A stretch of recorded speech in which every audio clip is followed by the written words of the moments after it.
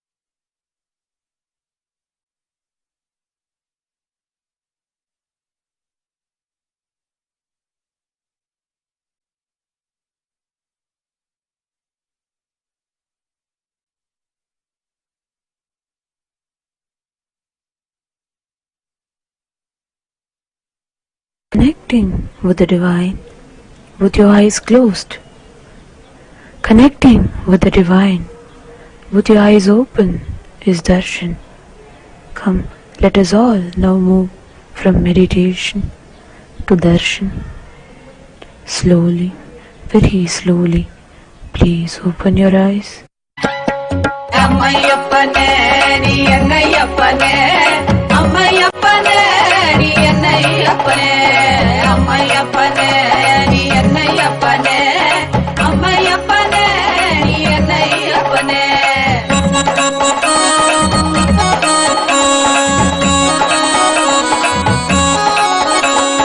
மக்களுக்காக மறுபடியும் நீ அவதரித்தானே, மக்களுக்காக மறுபடியும் நீ அவதரித்தானே. அம்மையப்பனே நீ என்னையப்பனே, அம்மையப்பனே நீ என்னையப்பனே, அம்மையப்பனே நீ என்னையப்பனே, அம்மையப்பனே நீ என்னையப்பனே.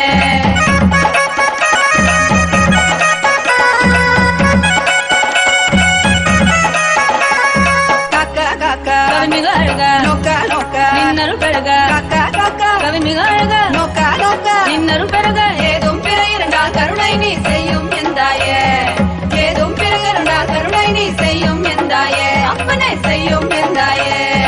அம்மையப்பனே நீ என்னையப்பனே, அம்மையப்பனே நீ என்னையப்பனே, அம்மையப்பனே நீ என்னையப்பனே, அம்மையப்பனே நீ என்னையப்பனே.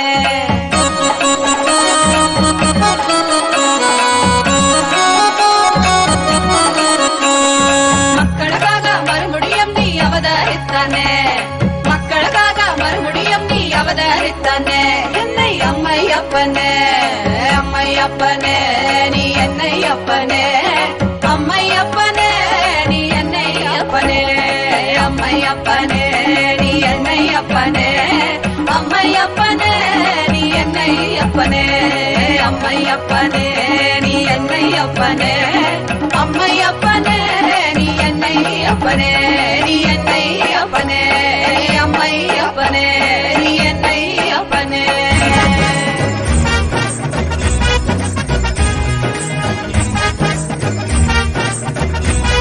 ஆறுபடை கப்பா ஓம் ஆறுபடை கப்பா நித்தியன் வாழும் நித்தியபுரி மலையே ஆறுபடை கப்பா, ஆறுபடை கப்பா ஓம் ஆறுபடை கப்பா நித்தியன் வாழும் நித்தியபுரி மலையே ஆறுபடை கப்பா.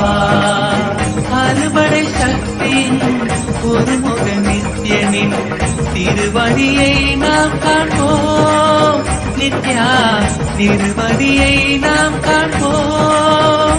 நித்தியன் திருவடி கண்டு நோயற்ற வாழ்வினை பெறுவோம், நித்தியன் திருவடி கண்டு நோயற்ற வாழ்வினை பெறுவோம்.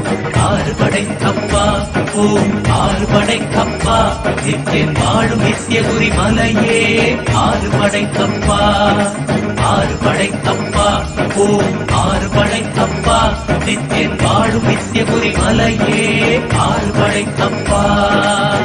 கேட்டால் தருவாய் வந்தால் அருள்வாய் நித்தியபுரி நித்யா, நித்யா நித்தியபுரி நித்யா. நித்தியன் பாதம் கண்டு சகல செல்வமும் பெறுவோம், நித்தியன் பாதம் கண்டு சகல செல்வமும் பெறுவோம். ஆறுபடை கப்பா ஓம் ஆறுபடை கப்பா நித்தியன் வாழும் நித்தியபுரி மலையே ஆறுபடை கப்பா, ஆறுபடை கப்பா ஓம் ஆறுபடை கப்பா நித்தியன் வாழும் நித்தியபுரி மலையே ஆறுபடை கப்பா.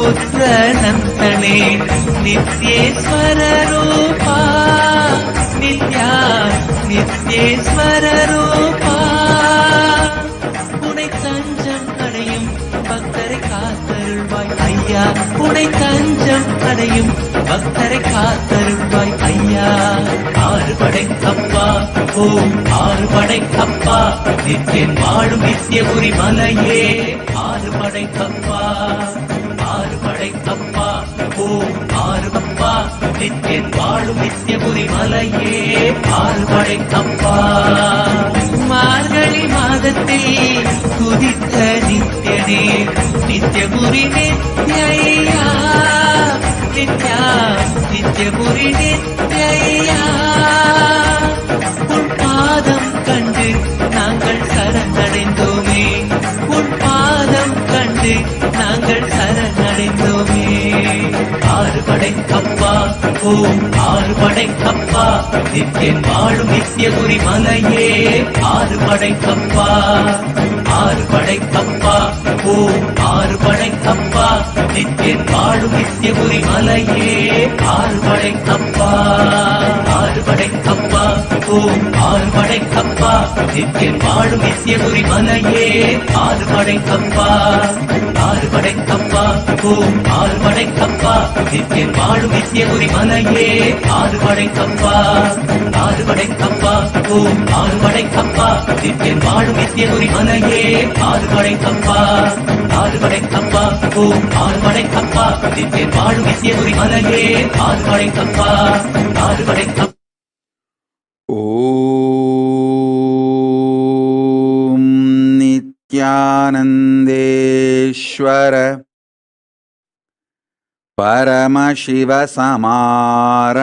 பரமசிவசமாரம்பாம் நித்யானந்தேஸ்வரி பரமசக்தி மத்யமாம்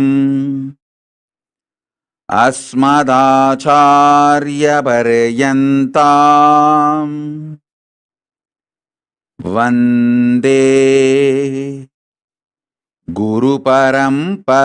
गुरुपरम्पराम्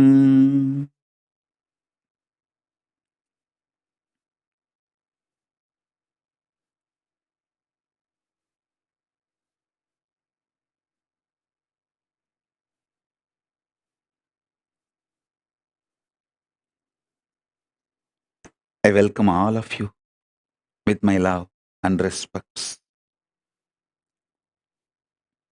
I welcome all the living and practicing Hindus from all over the world.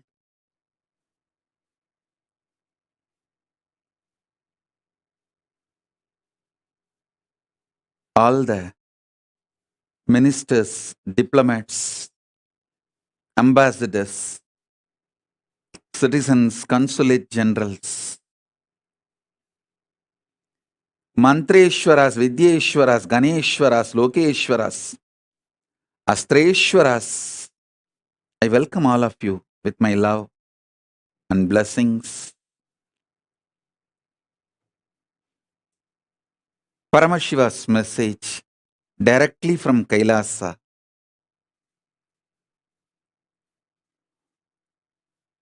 Fourth force, strong nuclear power,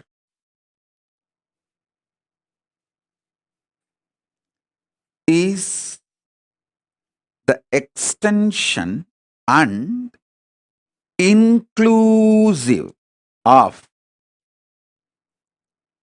gravity,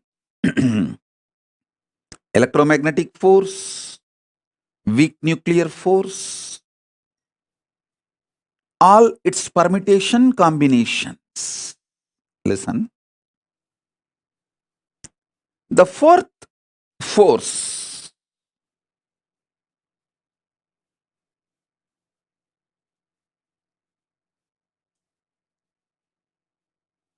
is not only extension,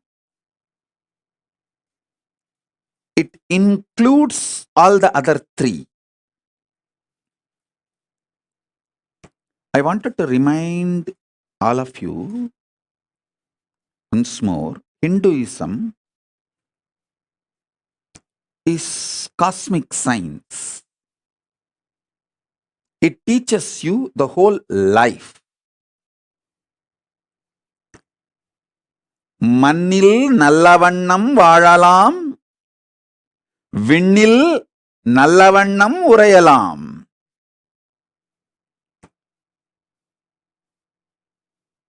மண்ணில் வாழும் அறிவியலும் விண்ணை ஆளும் அறிவியலும்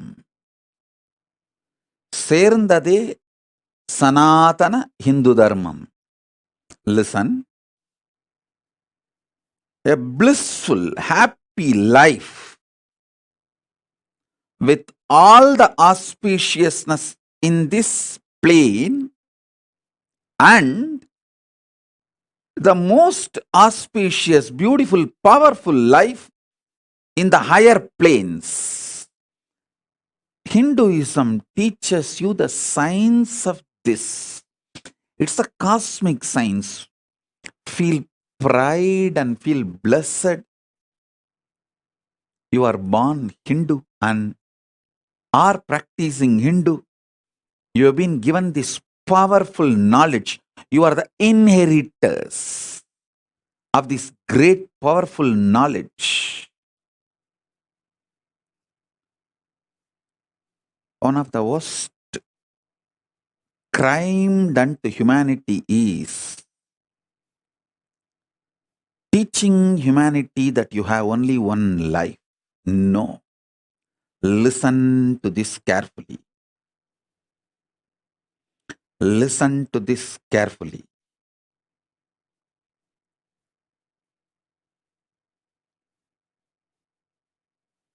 Telling you only we exist, human beings exist in this universe is stupidity. Telling you beings from the other planes, other universe, other parts of the universe are aliens is criminal, crime. Beings from other planes are neither aliens nor false. First of all, we are not alone on this universe. Second, beings from other zones and other universes are not aliens. They are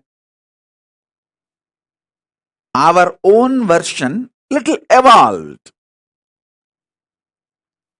Our own version, evolved, are the Devas, Gana, Yaksha, Rakshasa, Rishi, Muni, Gandharva, all of them.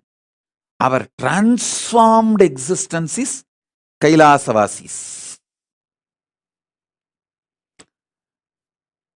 I am not telling you any cock and bull stories. I am not giving you any theories, theologies. I am giving you a clear knowledge, truth as it is. I have come from Kailasa to introduce this cosmic science to the modern human beings because modern human beings forgot this whole science. I am reviving this. So listen.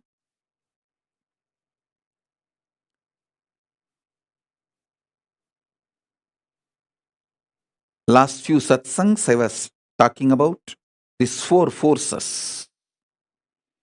Today I wanted to talk about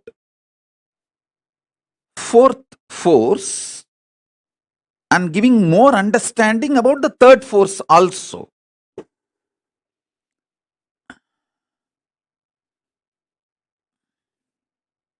Everything you know about the nuclear power, quantum physics, parallel universe, everything which is established, this multiple existence, all of it put together is third force. Third force's imaginary fantasy extension. If you do a scientific fiction movie, sci-fi movie, based on all your understandings about the third force, it is fourth force. Listen. Till now, human beings have not decoded the fourth force in a concrete way, but the fourth force is all possibility of third force. Because it is all possibility of the third force, any science fiction movie you develop based on anything you know about the third force is a reality in the fourth force. Listen to that. I'm repeating.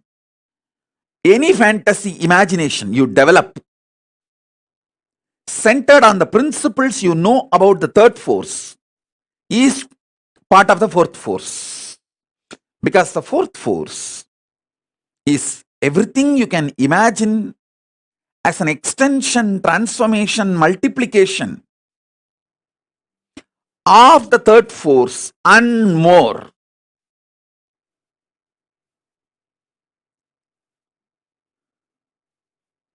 That's the fourth force. Let me give you some more understanding about the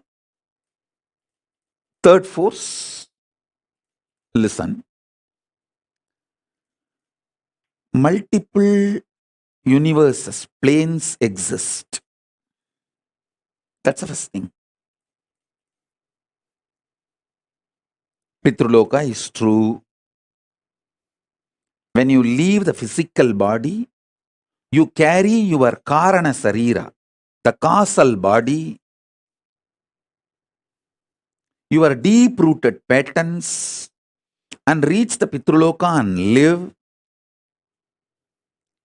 I am not lying to you when I say, if your generations give you the Shraddha and Pinda only, you will be happy and have a social respect in the Pitruloka. I am not strategic or cunning or lying when I utter this word. I am uttering the truth. It's not that I wanted the Hinduism to spread and kept alive, so I am telling you this story. If Hinduism is not kept alive, planet Earth will not be there. Get lost. I have nothing to lose. I already renounced the planet Earth. I am in Kailasa. If you guys want the planet Earth, save it.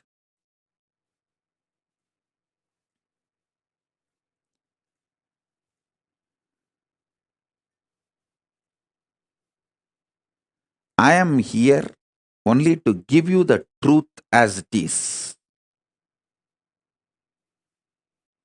Making it into the lifestyle is your responsibility.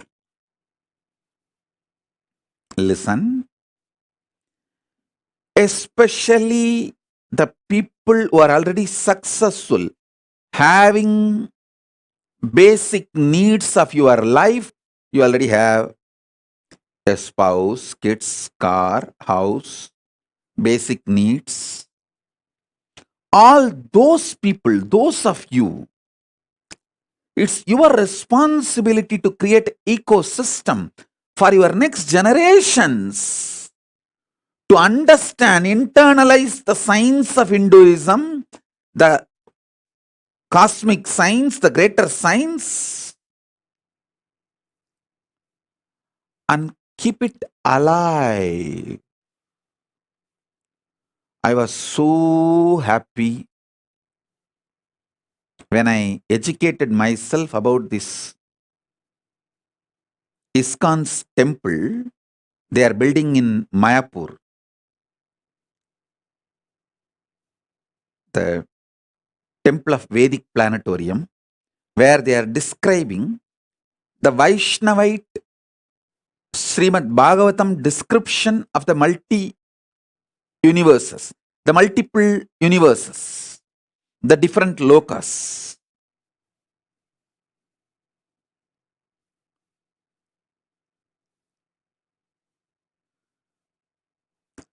It's a Vaishnavite version. It's a Bhagavatam version. But I am so happy that they have attempted to make people understand about the existence of the multiple universes, the vertical time zones. Surely, I'll be giving the Vedic Agamic version of the multiple universes and building a temple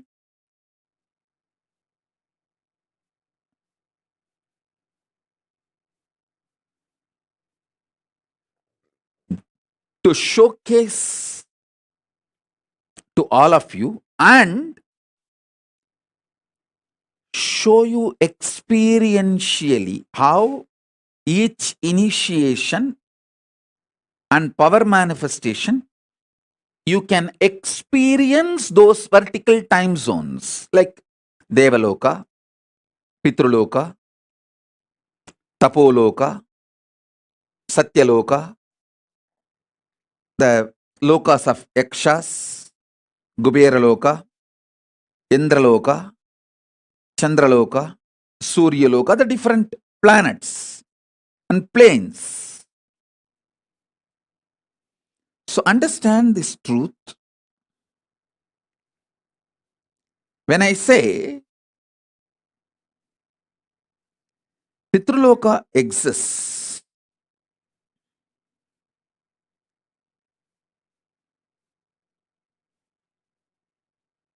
it is true.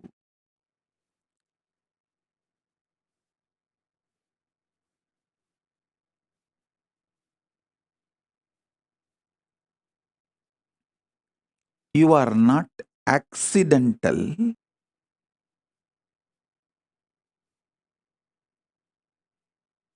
Evolution of some biological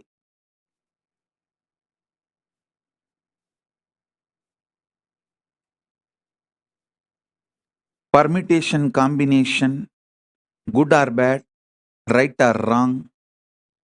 No. You are a conscious manifestation to celebrate, live your existence on this plane and in higher planes, vertical time zones.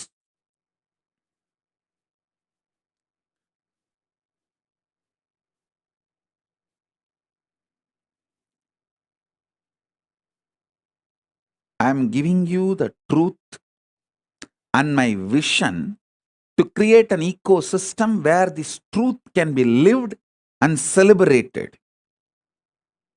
This is my sincere effort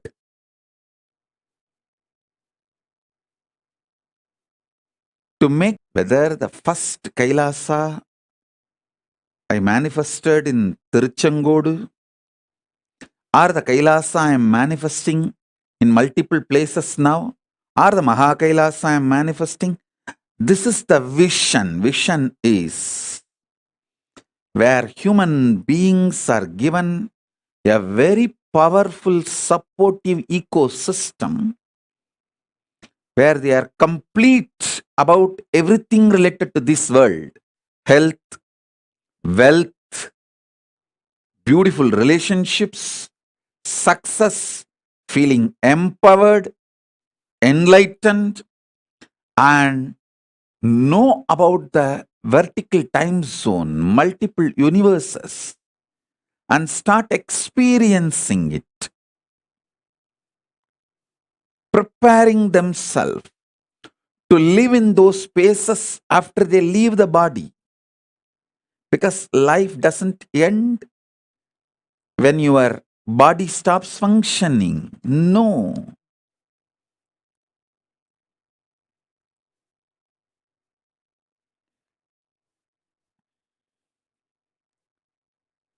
life is so much more.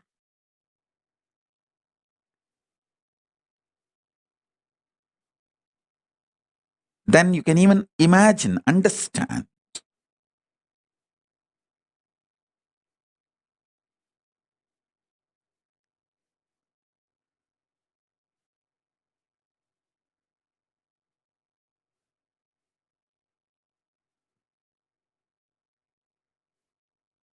Theosophy Society, Arabindo Ashram,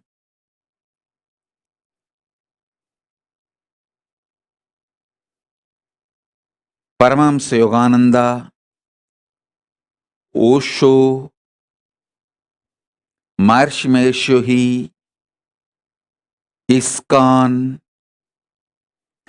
Ramakrishna Mission, Sampradaya, all of them have sincerely trying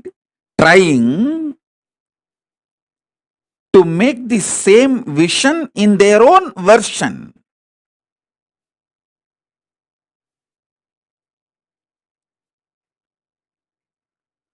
I am trying to create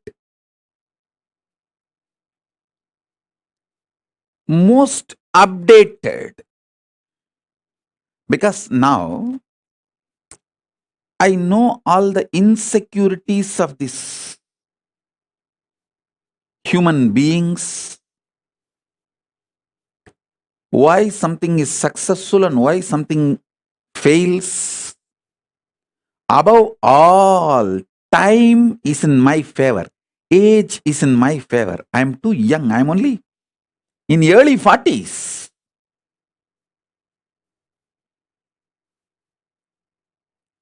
Life is in front of me. Already I have 41 Chaturmasya spiritual strength, 27 years of a spiritual socio experiences, working in the spiritual field with the society, 27 years of solid experience and expertise, 41 years of Chaturmasya, solid spiritual foundation, and I have my whole life ahead of me. This is the advantage I have. Let me express these truths so this vision can start sting in all of you.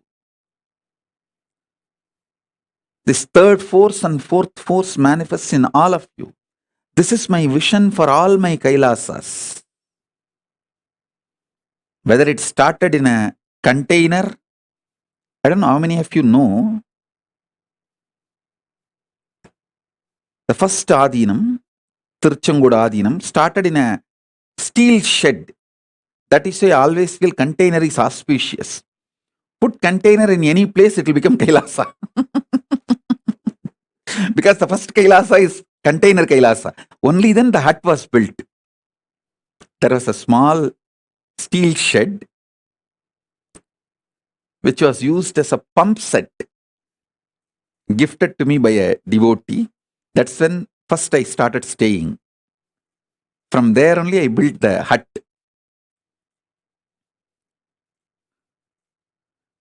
So that is why even now, anywhere people give me, donate property, I tell them first put a container, plant a container, start container Kailasa.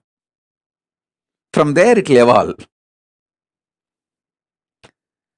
From container Kailasa to uncontainable Kailasa. The vision is same. Where we provide an ecosystem for human beings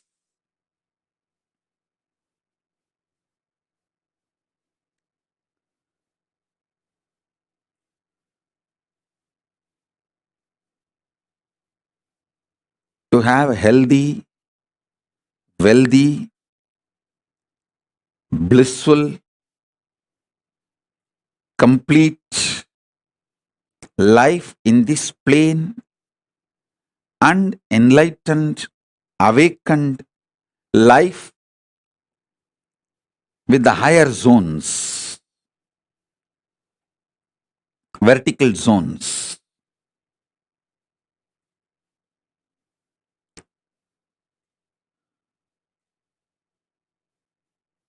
Still, many of my vision is not yet unfolded into reality, but I have spelled out my vision very clearly.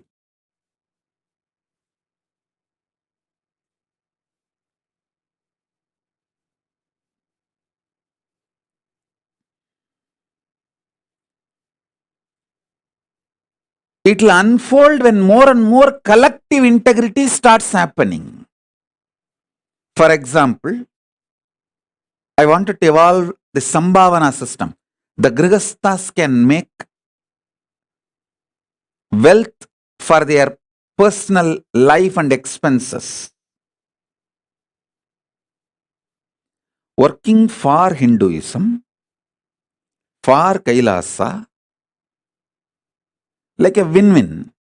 You strengthen the Kailasa and you also get personal income. This was the vision I revealed maybe 2005 or 6 with a project called Anand Samaj. Is a kind of a piece evolving everywhere.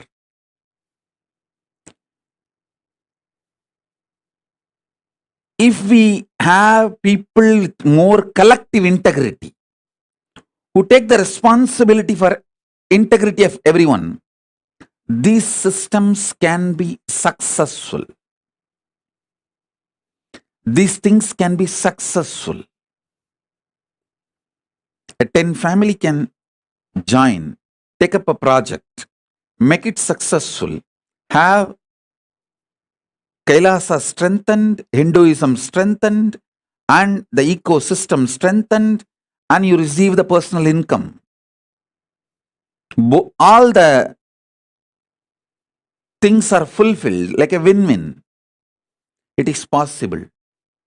It is possible, especially in the cities of India and the NRIs in Malaysia, Europe, US, Trinidad Tobago, where the Hindus are the richest ethnic minority.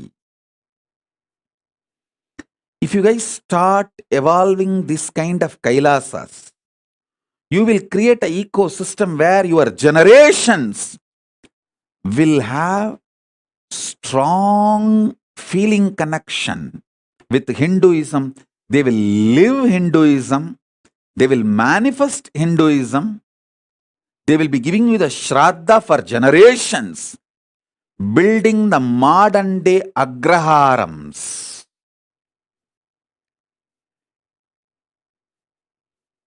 Temple-centric communities, கோவில் பெருங்குடிகள்.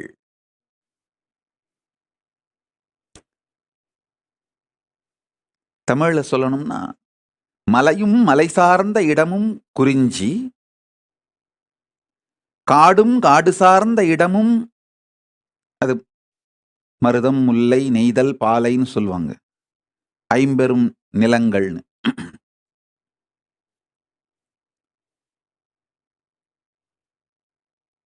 காடும் காடு சார்ந்த இடமும், வயலும் வயல் சார்ந்த இடமும்,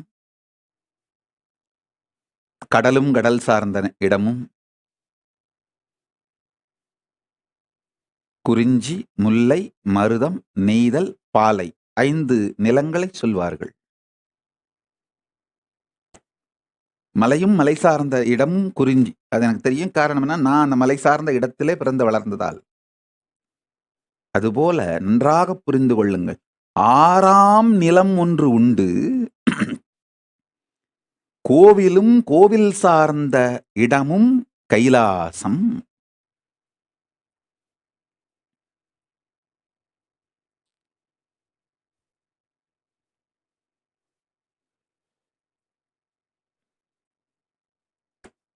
Listen. Temple-centric communities, temple-centric lifestyle.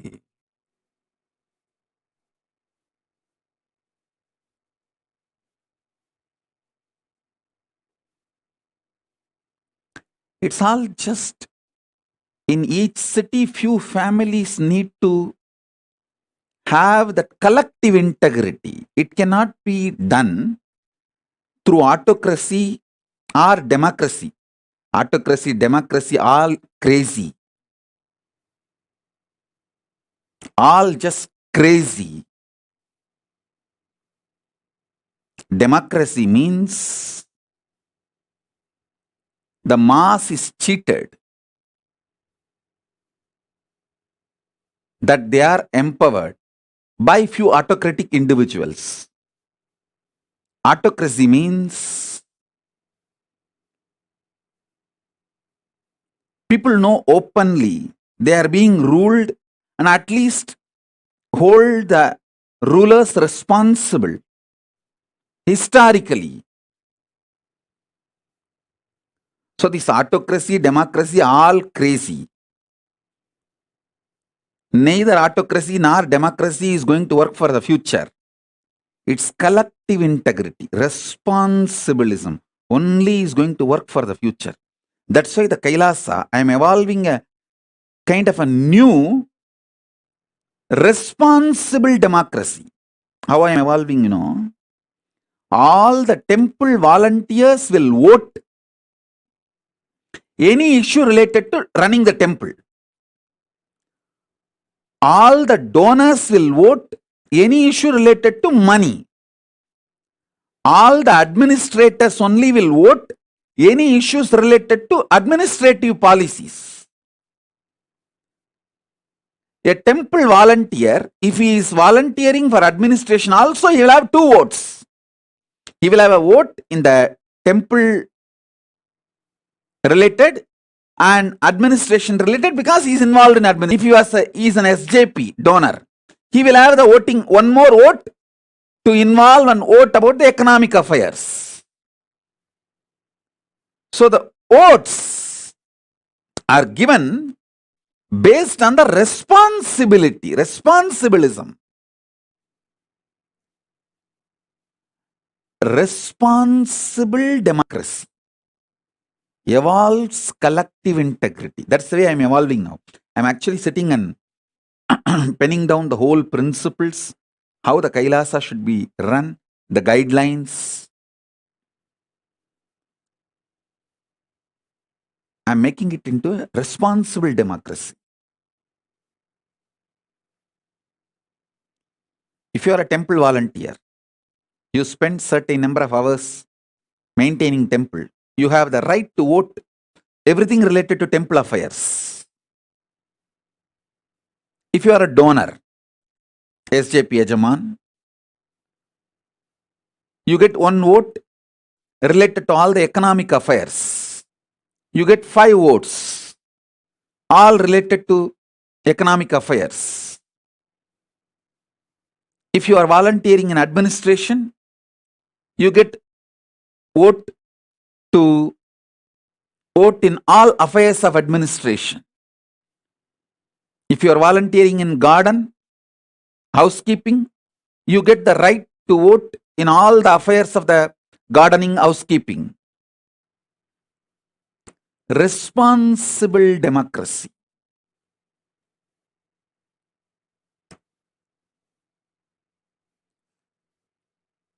That's the way I am evolving this Kailasa.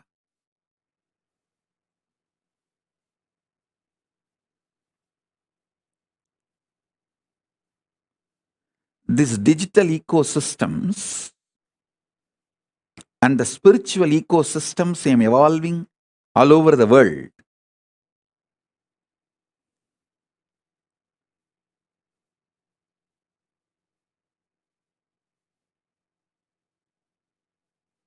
From that time, my gurus have handed over me the first ashram from Tiruvannamalai. Then I did the first ashram in Tiruchengodu.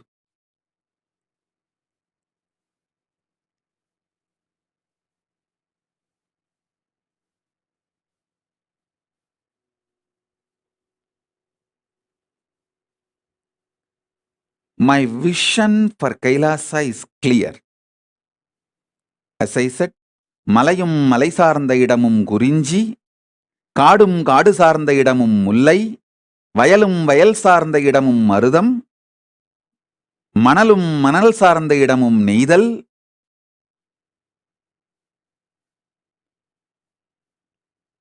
I think மணலும் மணல் சார்ந்த இடமும் பாலை, கடலும் கடல் சார்ந்த இடமும் நெய்தல். Then கோவிலும் கோவில் சார்ந்த இடமும் Kailasam.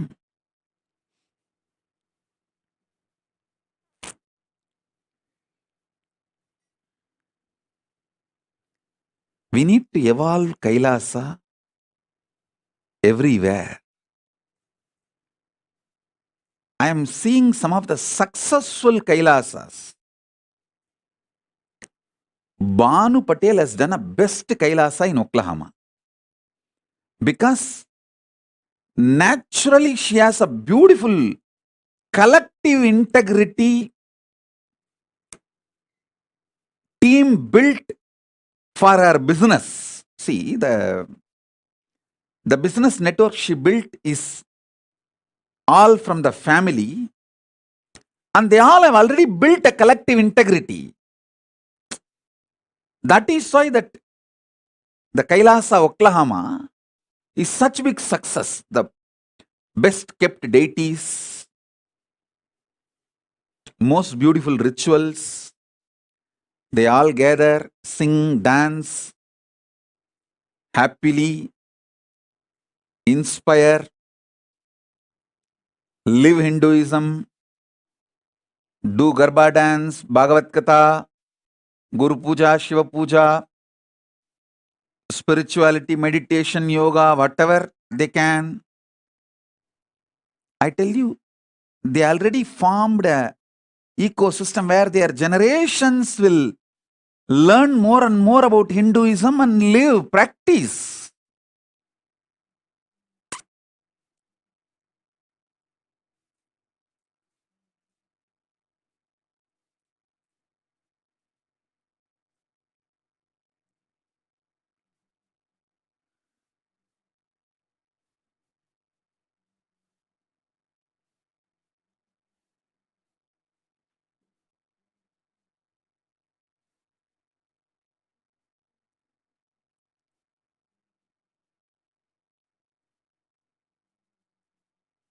Banu is very successful in evolving a very beautiful Kailasa ecosystem.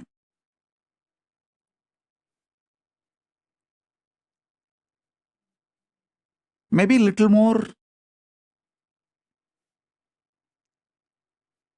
enlightenment, education, knowledge, all that will happen in course of time.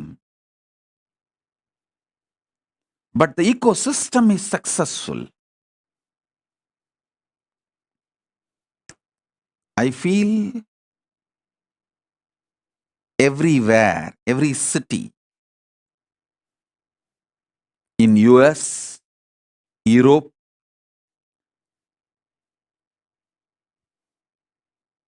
even in India, if you guys start creating this Kailasa ecosystem,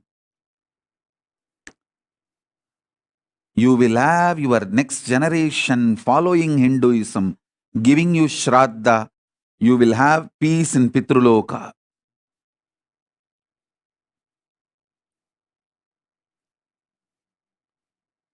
The Kailasa will evolve beautifully on the planet Earth. திரும்ப சொல்றேன், மலையும் மலை சார்ந்த இடமும் குறிஞ்சி, காடும் காடு சார்ந்த இடமும் முல்லை, வயலும் வயல் சார்ந்த இடமும் மருதம்,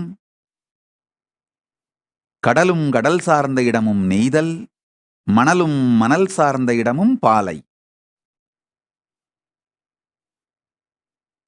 ஏன் மெமரிலேயே கரெக்டா இருந்து, இவனுங்க ரெஃபரன்ஸ் கொடுக்குறேன்னு சொல்லி துண்டு சீட்டு கொடுத்து என்ன குழப்பிட்டானுங்க. எப்பவுமே நம்ம மண்டைய நம்புறது தான் பெஸ்ட். துண்டு சீட்டை நம்பினோம்னா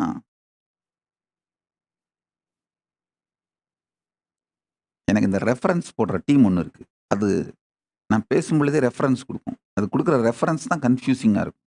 எப்பெல்லாம் நான் என் பிரெயின் மெமரியை நம்பி சொல்கிறேனோ அப்பெல்லாம் கரெக்டாக சொல்லிடுவேன். எப்பெல்லாம் இந்த ரெஃபரன்ஸ் கொடுக்குற இந்த எழுதி கொடுக்குறவங்க சீட்டை நம்புறனோ அப்பெல்லாம் குழப்பி வச்சிருதுங்க.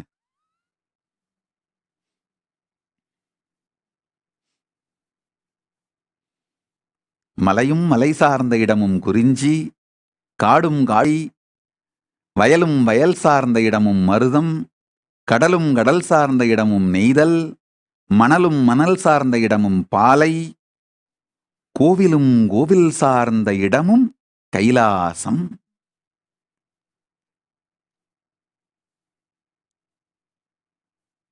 Every city on the planet Earth, we should create Kailasa.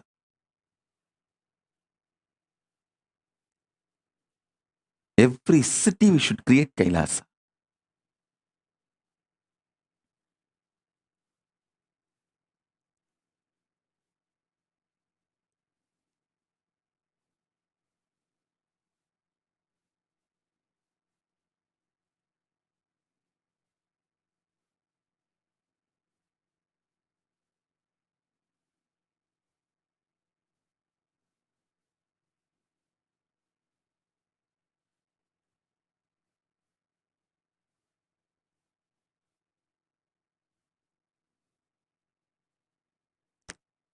Kailasa lifestyle is a beautiful preparation for you to live comfortably in the higher planes, vertical time zones. When you go there, you won't feel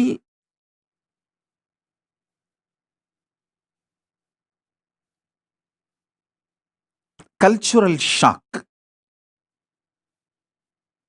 You will not feel cultural shock when you go to the higher planes if you learn the Kailasa lifestyle here on the planet Earth.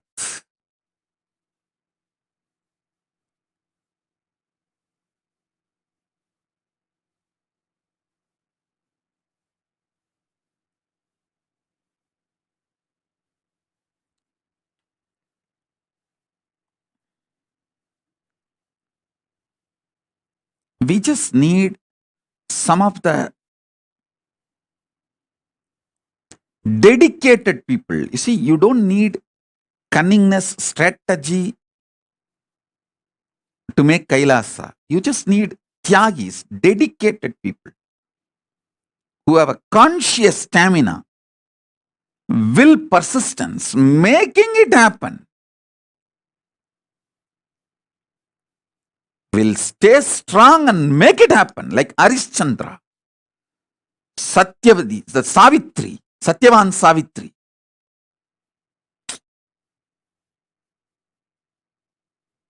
What a will, persistence. Nachiketa, will, persistence.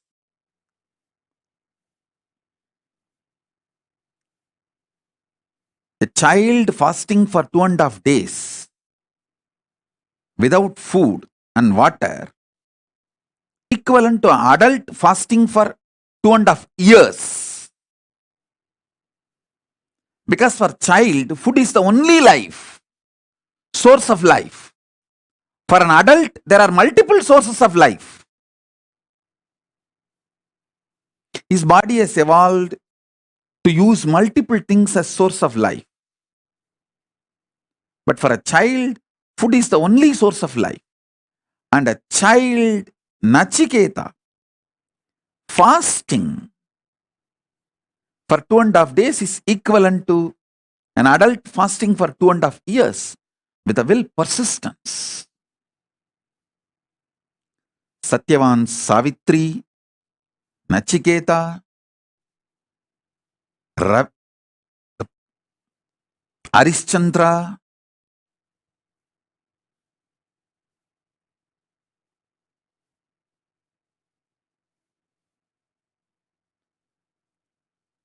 what a will, persistence.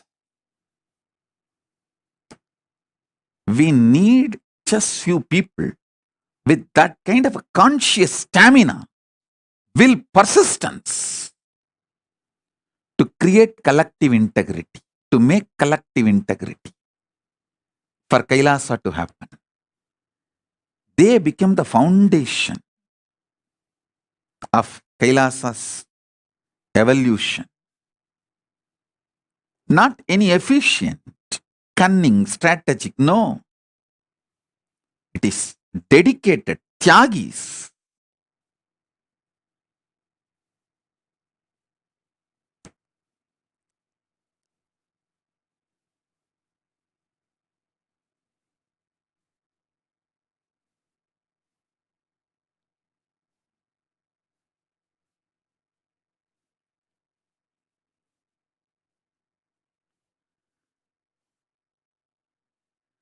Earlier, the Kailasas are like luxury.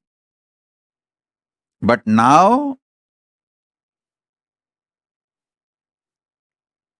it is survival need.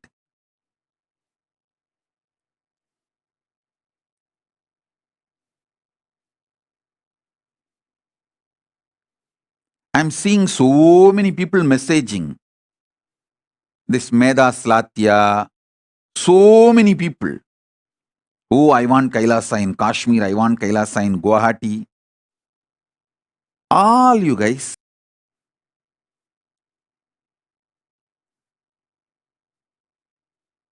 stop wasting my time if you can't take the responsibility. Meda Slatya, you don't need to be independent. You just need a conscious will, conscious stamina, will, persistence. Go to Adi Kailasa, get trained, renounce your luxurious, hypocritical, criminally negligent lifestyle. Because your ancestors did not do the tyaga, Kashmiri Pandits are suffering and Hindus lost Kashmir. Don't continue to be criminally negligent. Decide to dedicate and stop your stupid ideas about life. Go to Adi Kailasa and have the basic training. Then carry that ecosystem to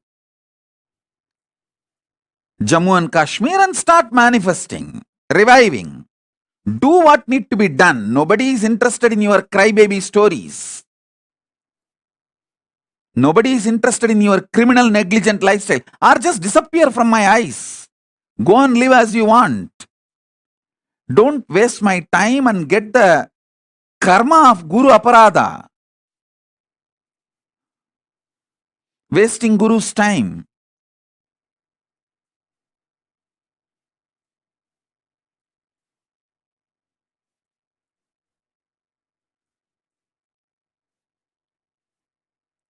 When I give a vision, everyone says, oh, I want to do, I want to do. Come on. There is a clear system I have evolved. Procedure.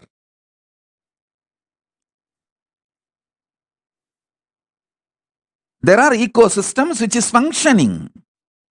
It's not that those ecosystems are perfect, but it is budding. Go there, see what all can be done. Right, wrong, good, bad. In that, learn the conscious stamina, will, persistence. Then take that to the different places we have. You don't even need to take the risk of buying new properties. We have multiple properties all over the world. You can go and start planting in any of our properties without any risk. Once you are successful in Adi Kailasa, in our properties, then go and do it in your city. There is a clear system and successful in multiple places.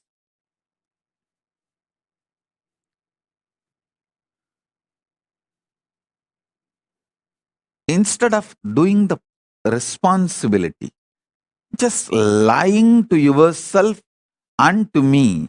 Oh, I want to do this in Jammu. I want to do this in Kashmir. I want to do this in Guwahati. I want to do this here. I want to do that there. No.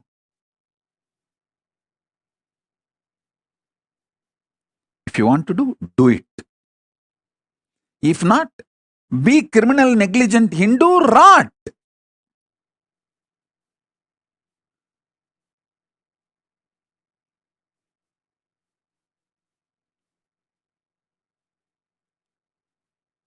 As I told you, the Hindus should know their negligence has crossed the level of casual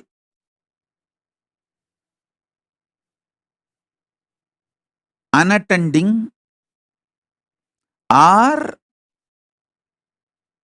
just blinded by the consumeristic lifestyle. All that level is over. Now it has gone to criminal negligent level.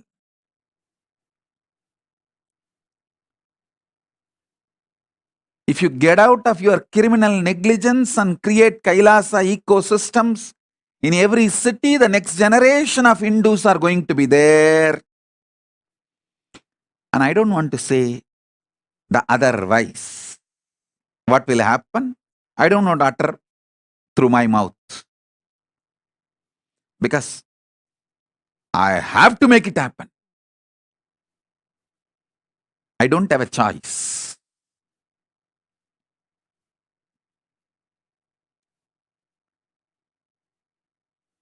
If you join along with me, I'll do it with you. If you don't, I'll do it without you. If you oppose, I'll do it in spite of you. But I'll do it. I'll make it happen.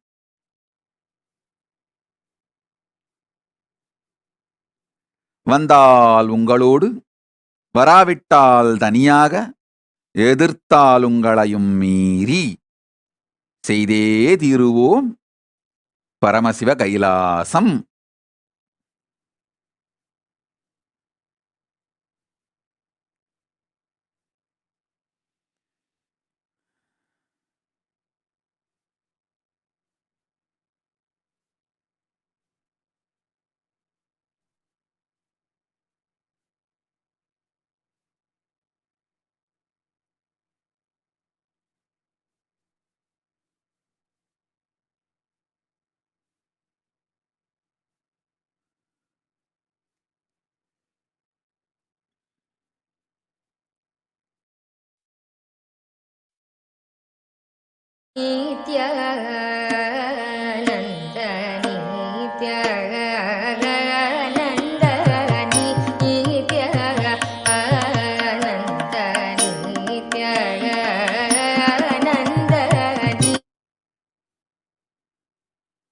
Listen.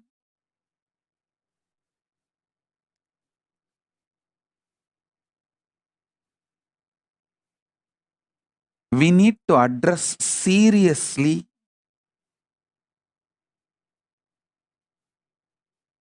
these few issues in the Kailasa ecosystem. One, the most important, the ecosystem should be self-sustaining. Second, a separate male sannyas order, female sannyas order, all these three separate. Third, system where the grihastha personal income, some method of sambhavana where they make enough personal income for their personal expenses. Either a common project, a for-profit project is made successful. Running a restaurant or running a hotel, motel or running even enriching and causing very professionally.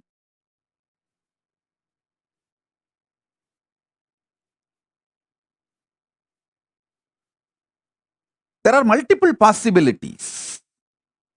Hinduism has some of the most beautiful, sure shot, result based products.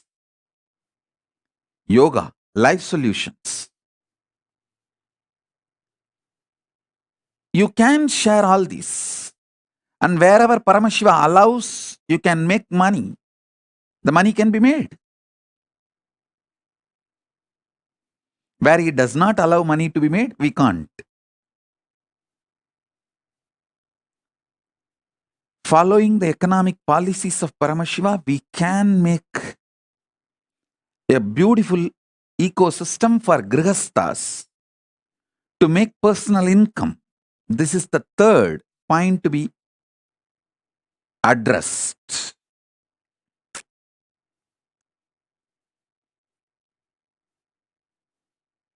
Fourth, responsible democracy in evolving all the policies of those Kailasas ecosystem.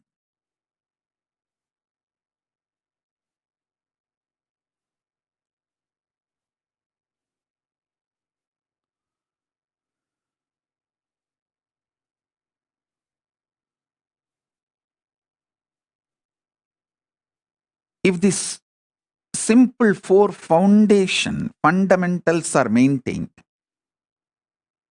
not only Kailasa will flourish, you will have an amazing ecosystem for it to continue forever. So the sannyasis will have Maheshwara Puja by the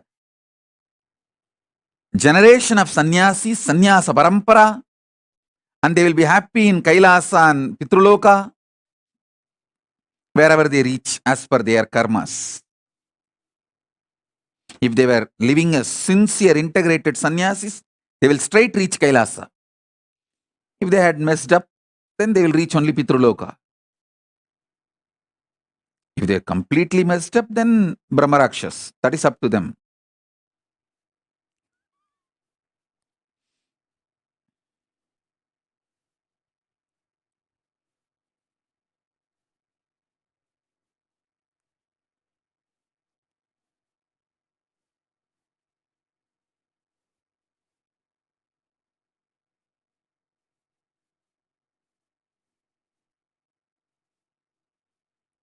All the Grihasthas will have their generations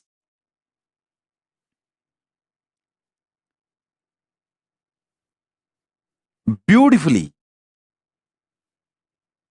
living Hinduism and giving Shraddha to you for generations. So you will be happy in Pitruloka or Kailasa, wherever you reach.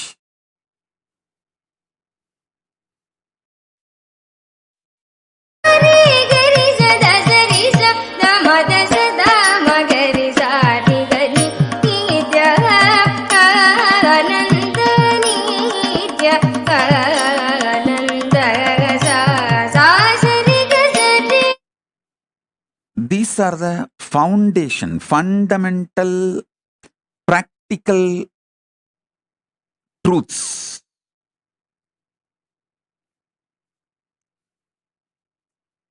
This is enough for the Kailasa ecosystem to manifest.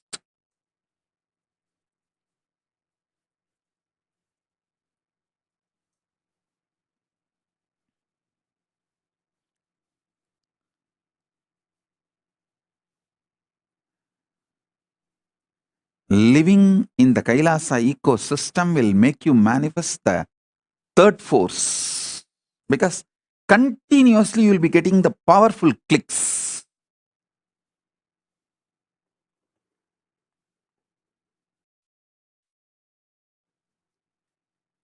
You will have a very peaceful life.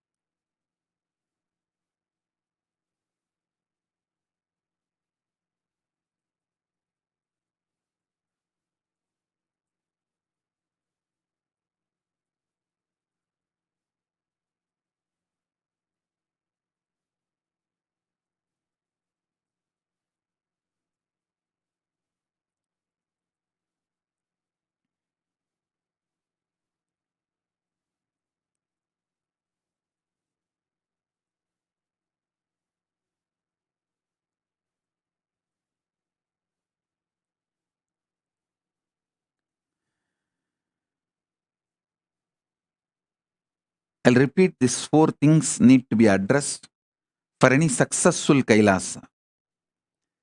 Separate place for male sannyasa order and female sannyasa order, which will include their own temple, their own gurukuls for that gender. Male sannyasa order will have the male sannyas gurukul and the temple run by them. Female sannyasa order will have female gurukul and temple run by them. Goshala for themselves and library for themselves. 2 separate ecosystem, and the grihasthas separate. Grihasthas will have their own library and their own temple, their own goshala or any other projects. All 3 separate campus so that each one's ecosystem is not disturbed by the other's ecosystem. Only then all 3 will be successful. If not, all 3 will go through idiotic comparisons, land into criminally destructive mental setup. Grihasthas feeling jealousy about the sannyasis and sannyasis feeling, sannyasis comparing themselves to grihasthas is extreme stupid.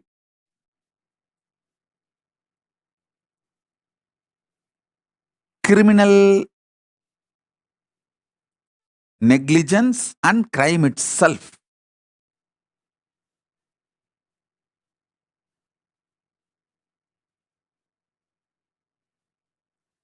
So all the 3 separate campus.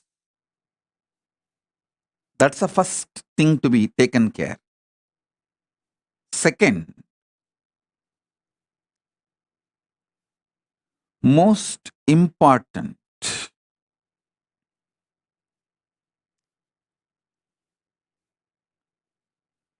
grihasthas should have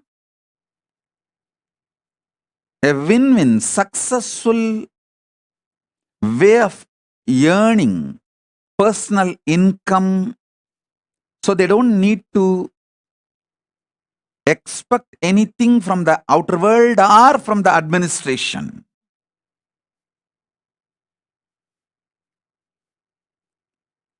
They have their own independence and what they call as security for their future and all that. So they are economically not dependent on anybody else. There are tons of systems, business opportunities can come up. Third, responsible democracy with collective integrity.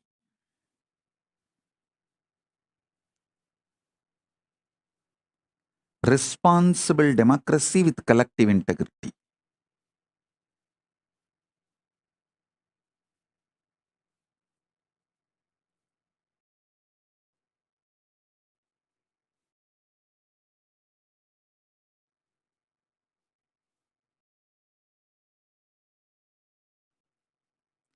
Fourth, continuous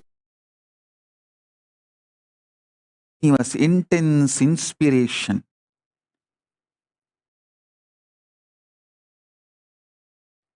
Living Kailasa. That 4th job, I'll do it continuously. I think these are the things will make any Kailasa ecosystem successful and expanding.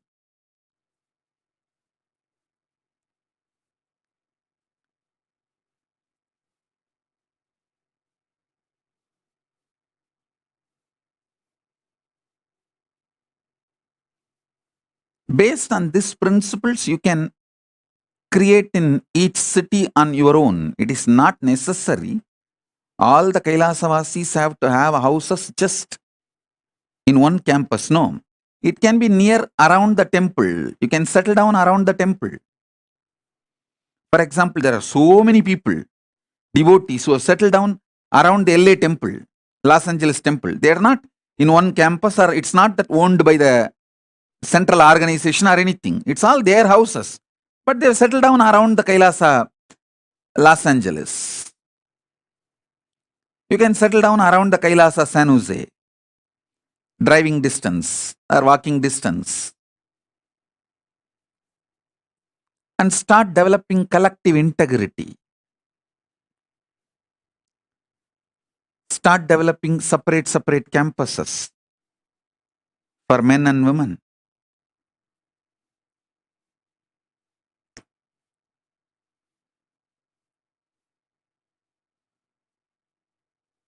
The responsible democracy with voting rights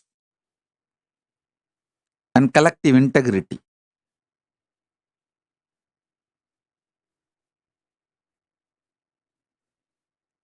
This will make Kailasa ecosystem everywhere.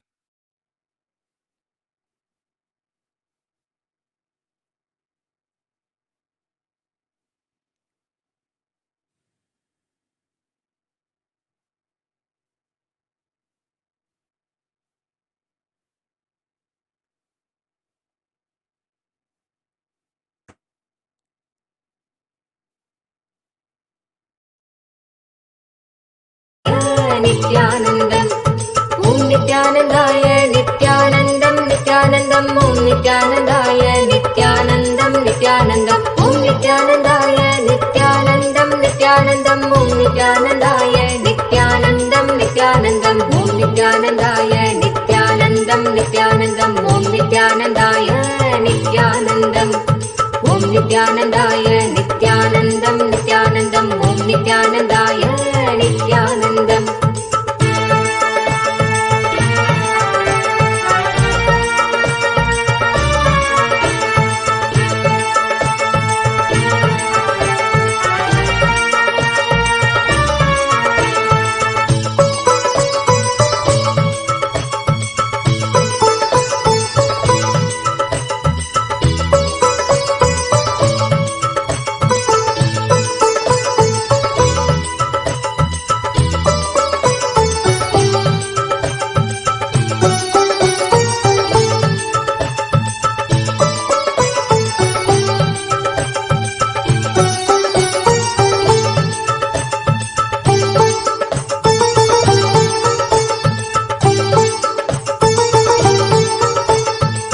Nithyanandaya, Nithyanandam, Nithyanandam, Om Nithyanandaya, Nithyanandam,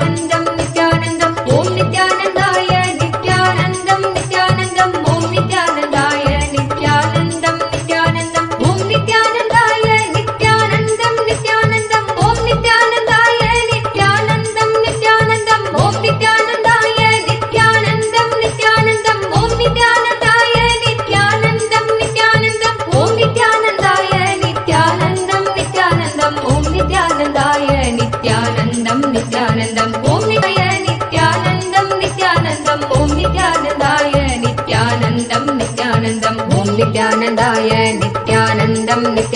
Nithyanandam, Om Nithyanandaya,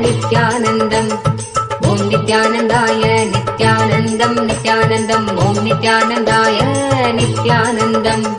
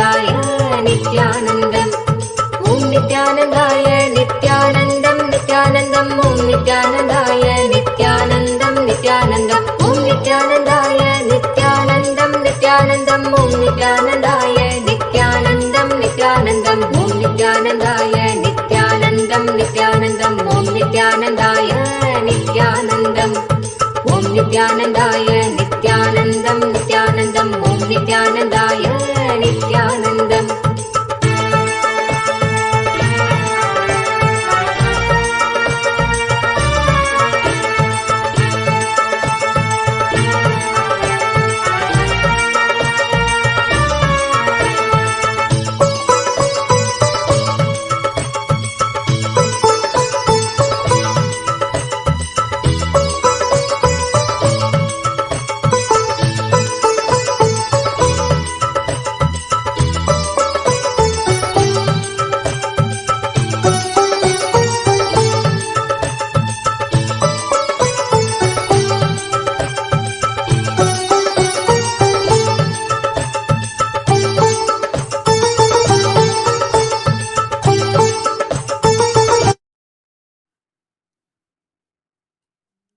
So, let me repeat the 4 points I was giving as my vision.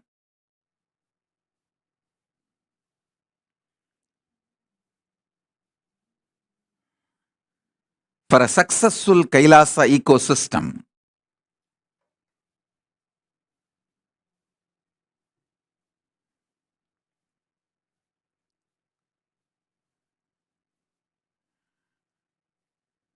with a clear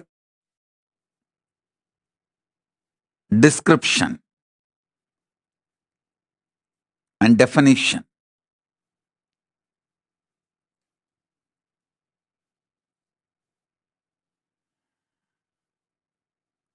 first point, all the 3 orders to have a separate campus, like male sannyasa order, female sannyasa order, grihastha order. All 3 self-sustaining. See, when I say male sannyasa order, it includes all the individual single male, like Rudras, Bhairava, Yoga, Sannyasi, Brahmachari, Vanaprasthi, all the orders where an individual lives life with himself. That all that male orders, one campus, including the male Gurukul. Next, female orders. The female orders are like Brahmacharini, Sannyasini, Vanaprasthini, not Rishika. Rishikas are more like a Grihasthas. Rishikas are married.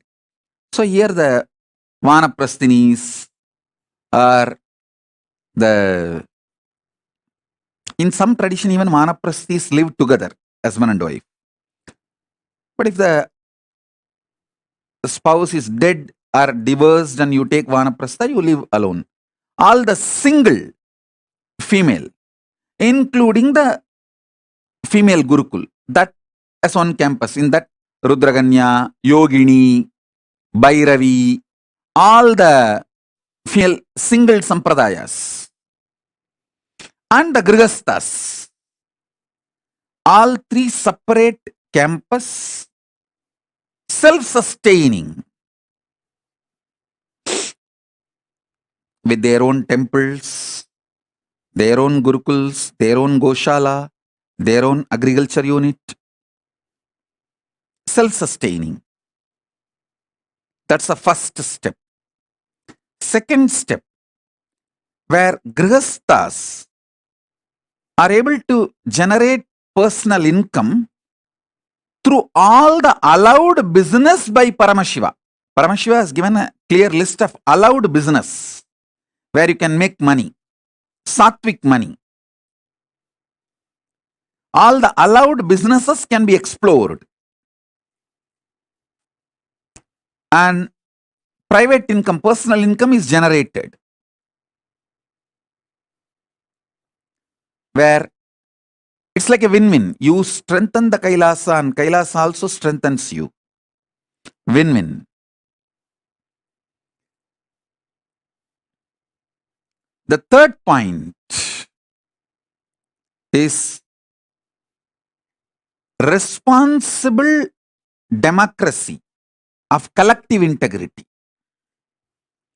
where people who are responsible for that departments, that ministry, only has a right to vote the issues related to that ministry.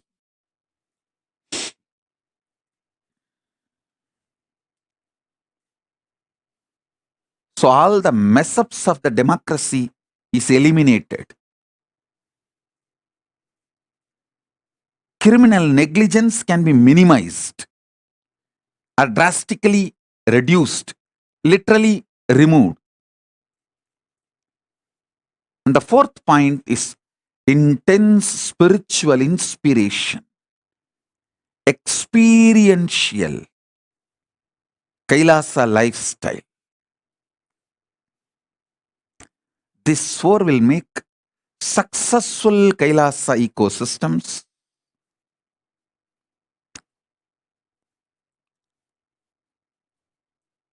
all over the world.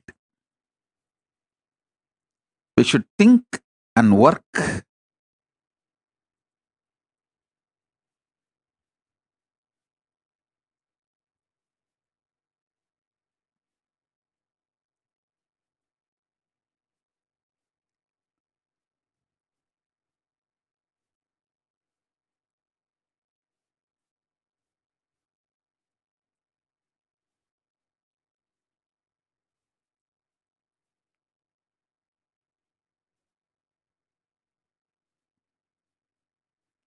to make the Kailasa ecosystems all over the world.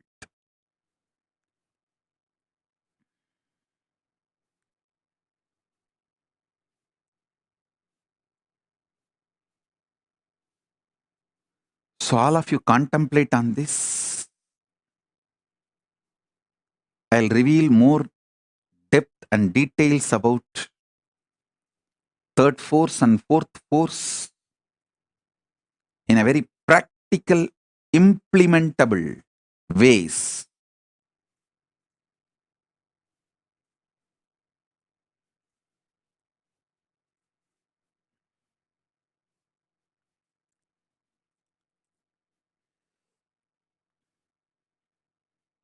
So with this,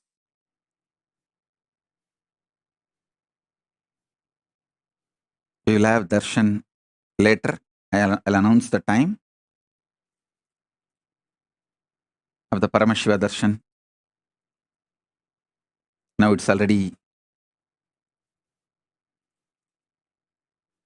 late for all of you to go to bed.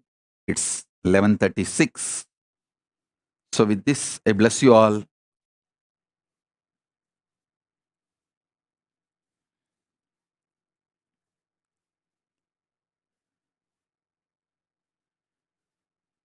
Let's all radiate with integrity, authenticity, responsibility, enriching, causing,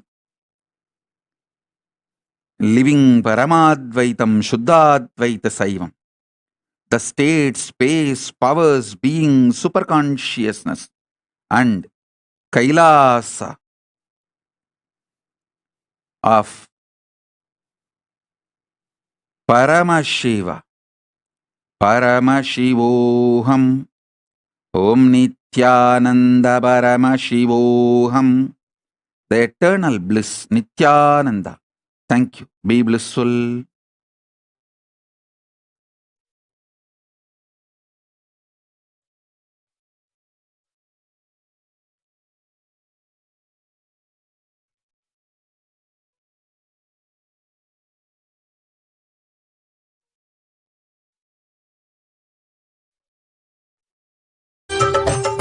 Nithyanandam, Om Nithyanandaya, Nithyanandam, Om Nithyanandaya, Nithyanandam, Nithyanandam, Om Nithyanandaya,